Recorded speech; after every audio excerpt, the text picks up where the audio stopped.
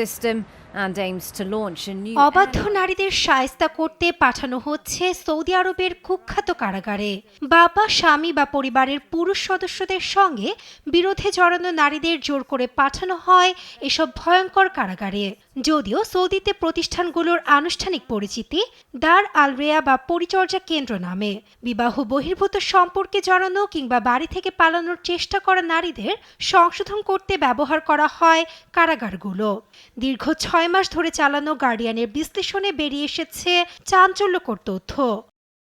সম্প্রতি দ্য গার্ডিয়ানে প্রকাশিত ছবিতে দেখা যায় উত্তর পশ্চিম সৌদি আরবের একটি শহরে বাড়ির দোতলার জানালা ধরে বিপজ্জনকভাবে দাঁড়িয়ে আছে এক নারী, যার পরনে কালো বোরখা।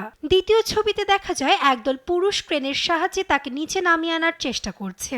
ভুক্তভোগীর পরিচয় প্রকাশ না করা হলেও গণমাধ্যমের দাবি দেশটির কোনো এক কুখ্যাত কারাগার থেকে পালানোর চেষ্টা করা কোনো নারীর ছবি এটি। বছরের পর বছর কারাগারগুলোতে বন্দী রাখা হয় অবাধ্য নারীদের। নিয়ন্ত্রণ আরোপ করা হয় তাদের চলাচলেও। পরিবার বা কোনো পুরুষ অভিভাবকের অনুমতি ছাড়া কোথাও যেতেও পারে না সেখানের নারীরা। চলে নিয়মিত মারধর ও জোর করে ধর্মীয় শিক্ষা দেওয়ার মতো ঘটনাও। কেন্দ্রগুলোর পরিস্থিতি এতটাই ভয়াবহ যে প্রায় আত্মহত্যার চেষ্টা করেন অবস্থানরত নারীরা। ভাগ্য ভালো অনেক নারী শেষ পর্যন্ত পালিয়ে বাঁচতে পারলেও বেশিরভাগই আটকে থাকেন বছরের পর বছর। এমনই পালিয়ে আসা এক নারী জানান নিজের ভয়ঙ্কর অভিজ্ঞতার কথা। বলেন, নরকের মতোই এই কারাগারগুলো।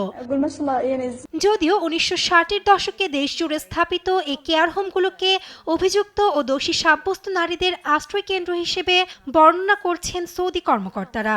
দাবি, পুনর্বাসনের পর নিজ পরিবারের কাছে ফিরিয়ে দেওয়া হয় নারীদের। তবে মানবাধিকার গোষ্ঠী ALQST জানায়, সৌদি সরকারের দাবি করা নারী ক্ষমতায়নের পূর্ণ বিরোধী এই প্রতিষ্ঠানগুলো।